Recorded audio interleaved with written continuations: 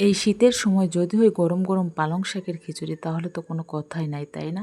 আসসালামু আলাইকুম বন্ধুরা, সবাই কেমন আছেন? আশা করি অনেক অনেক ভালো আছেন। আজকে নতুন আরেকটা ভিডিও নিয়ে চলে আসলাম। আজকে আমি রান্না করব পালং শাকের খিচুড়ি। এই জন্য প্রথমে চাল আর ডাল ভালো করে পরিষ্কার করে ধুয়ে নিলাম। তারপর এখানে পাতলা করে আলু কাটে সেগুলো ধুয়ে নিলাম। তারপর এখানে পরিমাণ মতো পেঁয়াজ, আস্ত রসুন আর কাঁচামরিচ দিয়ে দিলাম। আর এখানে আদা রসুন জিরা একসঙ্গে বাটা ছিল সেটা দিলাম, পরিমাণ মতো লবণ দিলাম, আর এখানে পরিমাণ মতো হলুদও দিয়ে দিলাম। আলহামদুলিল্লাহ। তারপর এখানে দেবো আমি পরিমাণ মতো সরিষার তেল। খিচুড়িতে অবশ্যই সরিষার তেল দিবেন। তারপর এখানে হাতের সাহায্যে ঝাঁকানাকা করে মাখে নিলাম। তার মানে যত সুন্দর মাখাবেন খিচুড়ি তত টেস্ট হবে।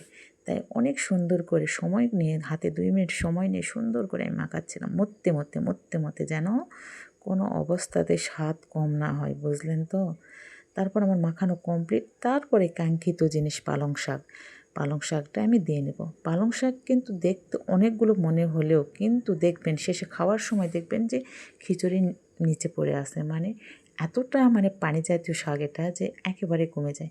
আমি এখন এই পালং শাকটাও তাকানাকা করে মাখে নিলাম। চালের সাথে মিক্সড করে নেওয়ার পর পরিমাণ মতো পানি দিয়ে আমি এখানে এখন দেখেন সুন্দর করে চারপাশ মাখায় দিয়ে সুন্দর করে পানিটা পরিমাণ মতো দিয়ে ঠিক করে দিয়ে আমি এখানে ঢাকনা দিয়ে ঢেকে দিলাম। ঠিক মিনিট 20 পর চলে আসলাম, দেখি কি অবস্থা। আলহামদুলিল্লাহ। দেখেন এদিকে বলকাচ্ছে আমার রাইস কুকার খিচুড়ি, আর সবুজ দেখেন কীরকম সবুজ একটা ফ্লেভার আসছে। দেখেই মনে হচ্ছে নাও হাতে আগে তুলে খাই, বুঝলেন?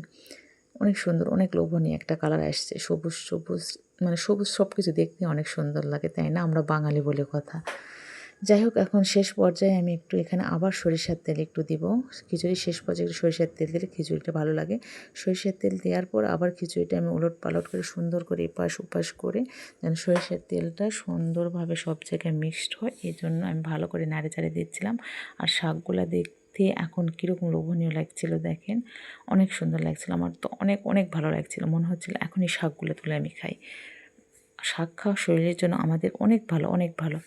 আর শীতকাল আসা মানে সবজি খাওয়ার ধুম, যত সবজি খাওয়া যায়, তাই না?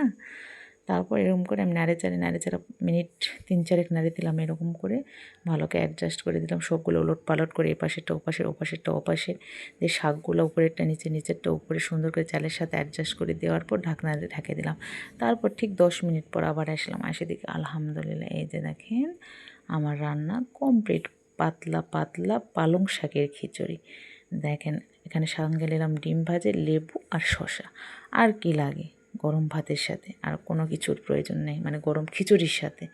ভিডিওটি দেখার জন্য ধন্যবাদ সবাইকে। আসসালামু আলাইকুম।